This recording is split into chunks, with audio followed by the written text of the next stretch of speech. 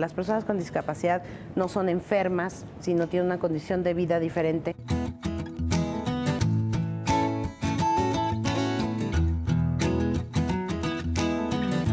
Para que una persona con discapacidad pueda acceder a sus derechos de manera plena, antes que nada necesita un derecho llave que es la accesibilidad.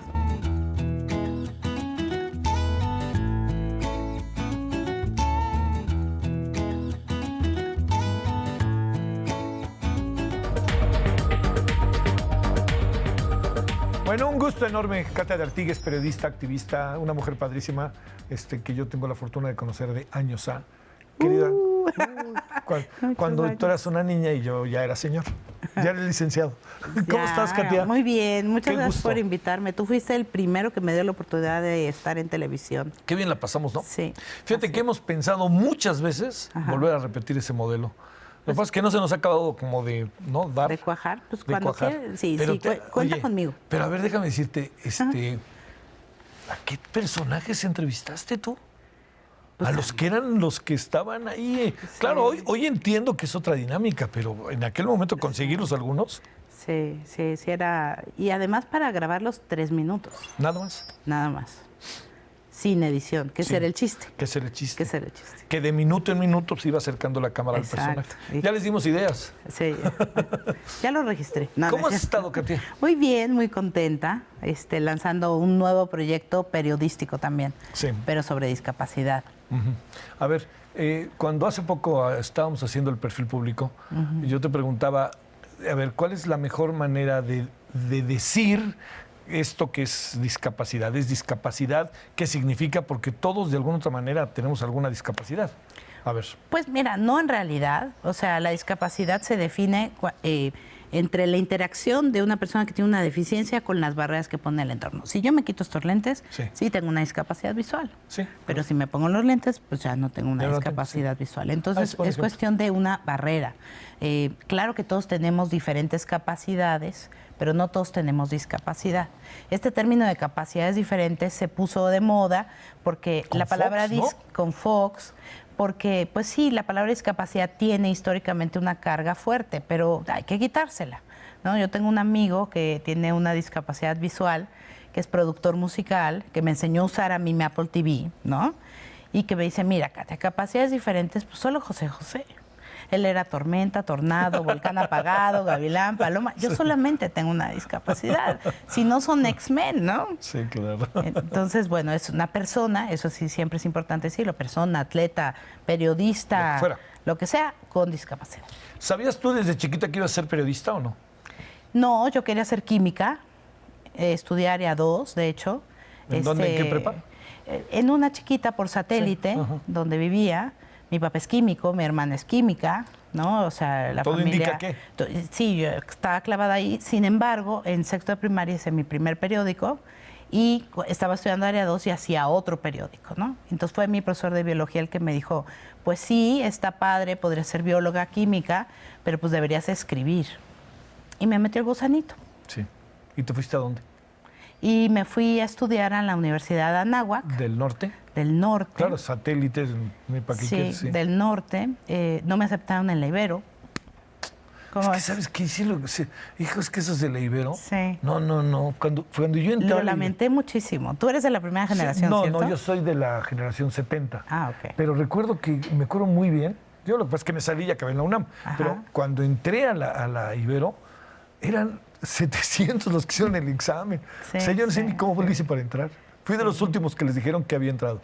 Sí, y no me arrepiento para nada de ser periodista, pero quizás sí de estudiar comunicación, ¿eh? A ver. Hubiera estudiado historia. Sí. Y quizá me hubiera servido más. ¿En tu casa qué dijeron cuando resultó que la niña Katia iba a ser periodista y no química? Pues mira, mi papá siempre me respetó mucho, aunque en el fondo yo creo que sí le dolía que no quisiera como heredar el negocio al que le ha dedicado toda su vida. Sí. ¿No? O que no quisiera involucrarme en ese tema. Sin embargo, siempre fue y ha sido a la fecha, además de un apoyo imprescindible en mi vida y una persona que me ha dado muchísima seguridad desde niña, pues fue muy, muy respetuoso de absolutamente sí, que eso no es tan fácil, ¿no? Pero sí soy la oveja negra de la familia, pues, ¿no? O sea, todos son serios, ¿no? Mi hermana nació con una hoja de Excel en la cabeza, es sumamente ordenada, yo la admiro muchísimo. Mamá era mi hermana, y yo soy, caótica un poco, y luego madre soltera, y luego tengo un hijo con discapacidad, ¿no? ¿Qué pasa en tu vida, mi querida Katia, cuando de repente enfrentas cosas que en tu vida imaginaste? Pues depende. O sea, porque hay mucha gente que nos damos al traste. Bueno, yo también, claro que he pasado por depresiones fuertes, ¿no? Sí. En distintos momentos de mi vida y que tuviera yo un hijo con discapacidad en un principio y lo he escrito, fue muy doloroso, me dolió mi ego, si era un niño que no esperaba, si lloré, pero es un duelo que tienes que vivir para después amar al chavito que sí llegó. Claro. Y que el que tú te imaginaste nunca existió. Pero yo lo que suelo hacer cuando me enfrento a adversidades es pues clavarme en eso. En eso. Clavarme. Eso fue lo que hiciste. Eso fue lo que hice. Hoy una madre que respeto muchísimo le dije, oye, me gustaría entrevistarte para contar la historia de tu hijo que te metió en una discapacidad. Me dijo, es que hay dos formas de enfrentar eso. Clavarse y meterse al tema como tú lo hiciste, o yo dedicarme a otra cosa, y yo quiero dedicarme a otra cosa y no hablar del tema. Pues yo decidí involucrarme, yo decidí empezar a escribir del tema, porque iba aprendiendo conforme escribía y comunicaba, y me daba cuenta de muchas cosas que para mí eran como de sentido común que se tenían que hacer porque todos vamos hacia la discapacidad, porque nos conviene a todos, una sociedad más inclusiva, incluyente, bla, bla, bla. Y pues poco a poco, eso sí, me fui volviendo activista. Algo que a mí, que yo nací como periodista en Reforma, sí, claro, me decían de ninguna manera. Y sí pasé por una crisis también por eso, porque yo decía, a ver, Katia, ¿qué eres, activista o periodista? Hasta que dije, bueno, puedo ser las dos y ser muy clara con ambas cosas. Y claro que escuchar todas las voces, o sea, aplicar las reglas del periodismo al activismo. Oye, ¿cómo se da esa relación madre-hija? ¿Madre-hijo? Madre-hijo, ¿cómo se fue dando? Bueno, yo le debo muchísimo a mi hijo. Sí, es que yo supongo que se da... Todas las relaciones padre, madre, hijo tienden a ser muy cercanas, pero en una circunstancia de esta en donde dependen tanto de ti y tú estás, eso... Sí. Bueno, sí, obviamente los chavos con discapacidad que crecen y se vuelven jóvenes y todo, pues requieren más recursos, más tiempo. Más tiempo. Yo me puse a estudiar mucho los primeros años, a viajar mucho. Gracias a Dios podía, ¿no? Para llegarme de experiencias internacionales y estar segura sobre el rumbo a seguir, porque pues hay muchas cosas que puedes hacer con cualquier chavo con discapacidad, si tienes el dinero, por supuesto, ¿no? Entonces ese periodo fue importante, pero yo a la larga le debo muchísimo a mi hijo. Me ha enseñado muchísimas cosas, entre ellas el arte de los pequeños pasos. A ver. Yo soy muy atrabancada, quiero las cosas ya, ahorita, para ayer, ¿no? También los periodistas somos así, ¿no? Sí, hay mucho de todo eso. Es para ayer. Sí. Y cuando tienes un hijo con discapacidad intelectual, en mi caso, que le toma tanto tiempo aprender ciertas cosas, o que le tomó tanto tiempo aprender a subir una escalera con los pies alternados, que pasamos mucho tiempo haciéndole una escalera sobre la escalera, y que te das cuenta de que todo gran logro, lo mismo caminar que quizá ganar un premio Pulitzer, no sé, cualquier cosa, está dividido en muy pequeños pasos y que vas avanzando. Eso es algo que a mí ha sido un gran aprendizaje para la vida, que no es sí o no, sino cómo lo logramos poco a poco. O sea, suena muy al lugar común, pero la verdad es que Alan sí me ha enseñado a disfrutar pequeñas cosas en la vida, las cosas más sencillas. Como mujer me ha enseñado a ser más tierna, porque antes no lo era, tenía mucha... Y esto te lo podría decir cualquier madre, ¿no? Pero a expresar mejor mis sentimientos también. Y a quitarme muchísimas penas, por así decirlo. Sí. Alan baila en la menor provocación, por ejemplo. O sea, le pones una música aquí, le vale gorro y se pone a bailar. Y aprender a bailar en la calle a la menor provocación cuando... es muy liberador. Claro, al principio debe haber sido como inquietante, pero después, sí, pues ahí estás. Sí. Oye. Y aprendes a luchar. Sí. Luchar mucho también. Esta parte que todos sabemos que lo hiciste, yo no sé si la palabra sea una vocación, digámoslo como una vocación también junto con tu trabajo periodístico. El entorno, ¿cómo va siendo? ¿Cómo fue siendo contigo el entorno de la vida que tenías? Lo que dices, además se suma que resulta que la señora decide ser madre soltera. Exacto, sí. ¿No? Pues el entorno, a ver, no entiendo qué te refieres. Todo el entorno en el que tú vives y el entorno incluso profesional, de vida, escuela, barrio, todo eso. Bueno, todo fue diferente, fue cambiando poco a poco y después de manera muy radical y de pronto me encontré en otro lado en el que, como tú decías al principio, jamás me imaginé, ¿no? Yo era una reportera muy clavada en temas de política, muy clavada en temas de personajes, de hacer perfiles, de hacer entrevistas y de pronto me metí a temas de derechos humanos porque finalmente los derechos de personas con discapacidad son derechos humanos. Y pues mi entorno cambió no solamente en el hecho de que Alan físicamente, por ejemplo, en mi casa necesitaba más espacios para hacer sus terapias, que en un principio cuando era chiquita eran 3 veces al día, que nosotros se los hacíamos en la casa y que tenías que sacrificar espacios que para mí antes eran muy importantes y que ahora son ridículos. La verdad, ahora lo veo de manera diferente, hasta ver con otros ojos el mundo, ¿no? Yo si llego a un lugar y me fijo, aquí no hay rampa, aquí falta esto, aquí falta lo otro, este programa no tiene lengua de señas mexicana, hay una emergencia sanitaria y nadie está informando en este sentido, esta página web es accesible, ¿no? Empiezas a ver con ojos de discapacidad todo, incluyendo las noticias, y por eso nace Yo También. Sí, claro, claro. A ver, pasas a un papel constantemente activo ante el asunto. Todo el tiempo es activo, activo, activo. ¿Está en una escuela, Alan, o no? Sí, claro. Está en una escuela incluido. Es un sistema mixto, ¿no? Él pertenece a 2 salones, uno donde solamente hay chavos con discapacidad, son 17 para toda la primaria, con 4 maestras muy dedicadas que hacen pues casi un programa personalizado para Alan, para seguirle su ritmo, y la otra mitad en un salón regular con chavos sin discapacidad, en la misma escuela, donde Alan se integra perfectamente a todas las cosas que puede integrarse, y a veces se lleva como tarea de este salón al otro, y entonces los niños sin discapacidad son sus mentores, claro, por así decirlo. Entonces, bueno, Alan es muy afortunado, además tengo mucha suerte que esté en esta escuela, porque hay hasta prepa. Oye, ¿no? Pero qué interesante escuela, ¿no? Muy interesante, y además llevan 30 años haciendo esto, pero son de las muy pocas escuelas. Alan no lleva una maestra sombra, que sí fue algo, que es una maestra especial para él, como que sí me pedían en otra escuela en la que estaba anteriormente, pero tú acabas pagando como, la colegiatura se vuelve como un derecho de piso. Tienes que pagar la sombra, y yo en algunos casos pagaba la capacitación para la escuela. Y en ese escenario están muchas familias que se enfrentan constantemente a la respuesta de no estamos preparados para recibir a tu hijo. Resultado, la mitad de los niños con discapacidad no estudian en México, en ningún tipo de escuela. Y eso es una tragedia para todos. Sí. Porque fíjate, en el kinder está todo muy abierto, se va cerrando primaria, secundaria, universidad. Solamente llegan a la universidad 5% de las personas con discapacidad.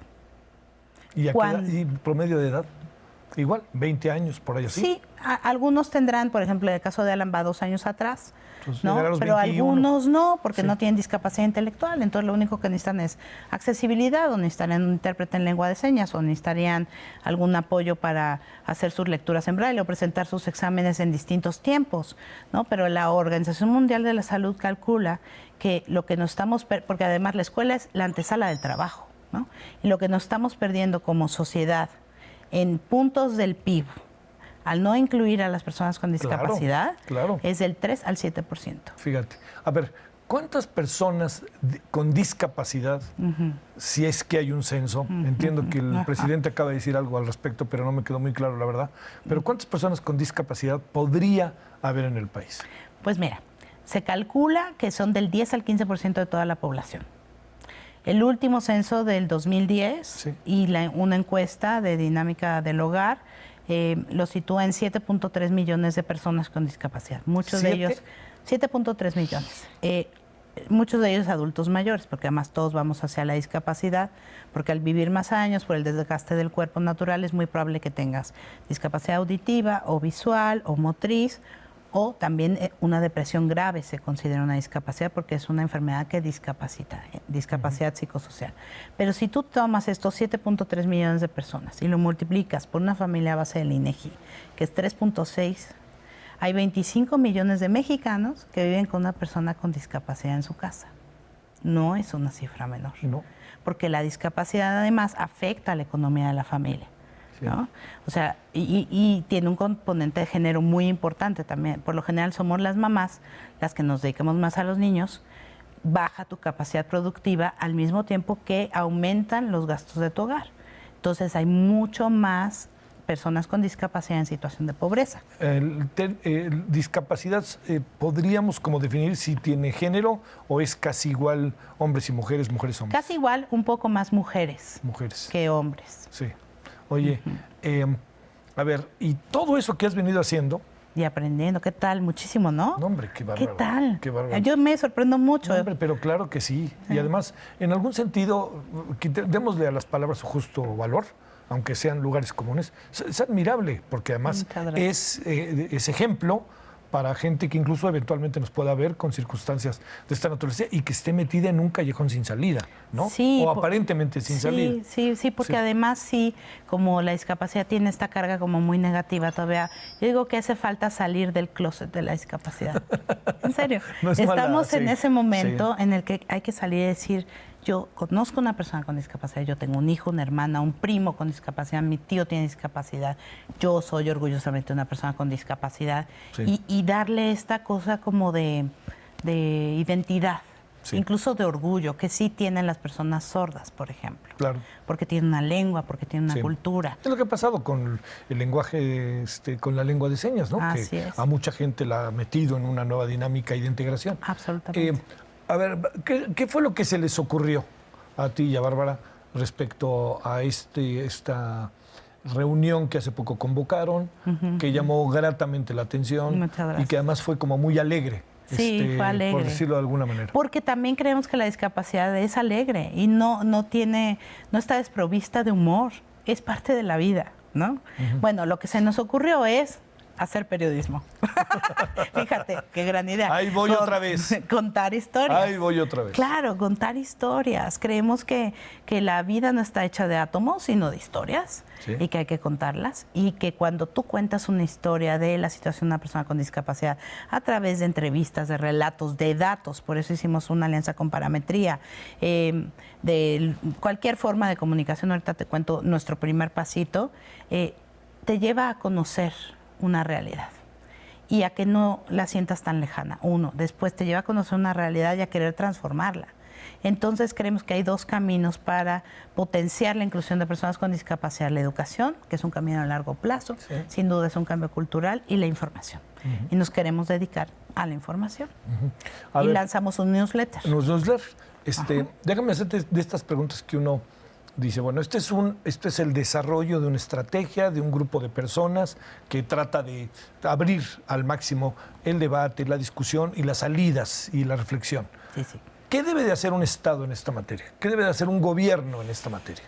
Bueno, pues tiene que ser claro en que las personas con discapacidad son ciudadanos con derechos. Y que los tiene que ver a lo largo de todo y en todas las políticas. ¿Andamos en eso o no? No, no estamos en eso. Porque oía cuando esa idea que traías, esta inquietud abierta de que no está claro. No. ¿Ya ha sido a lo largo de la historia?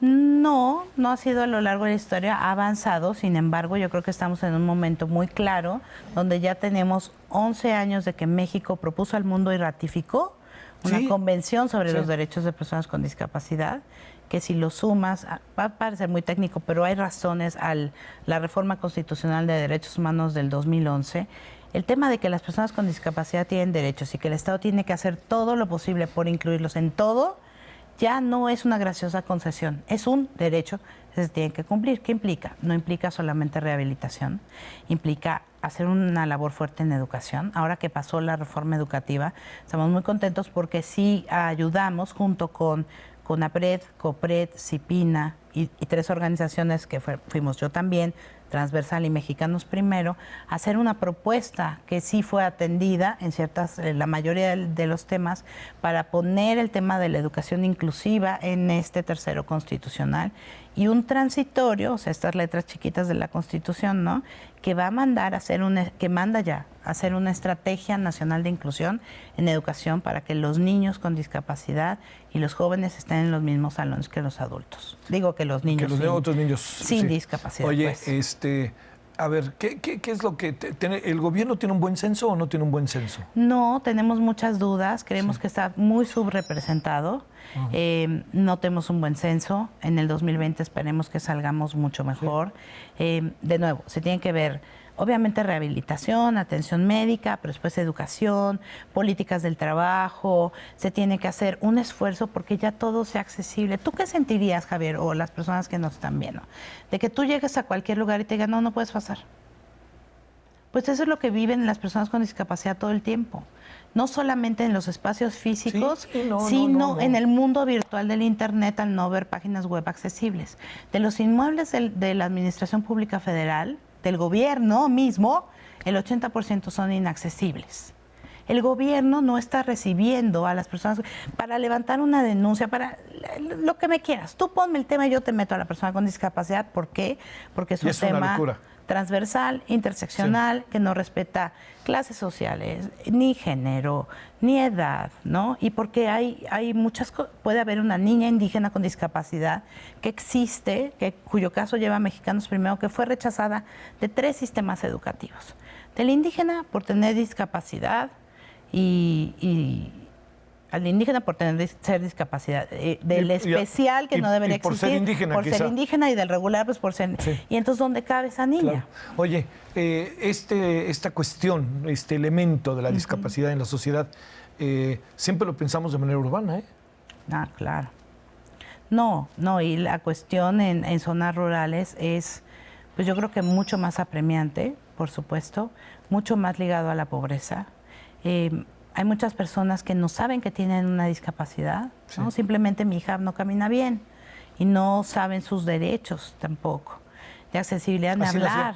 Así nació. En Oaxaca, por ejemplo, hay una organización que trabaja muy bonito que se llama Piña Palmera, que se dedica a precisamente rehabilitación basada en la comunidad, en lugares donde, bueno, no existe pavimento, ¿me explico? Entonces, ¿cómo haces para hacer una rehabilitación y una inclusión basada en la sociedad? ¿Cómo han sido estos primeros días de esta nueva organización? Pues estamos muy contentas, muy contentas. Hemos crecido nuestra base de datos considerablemente.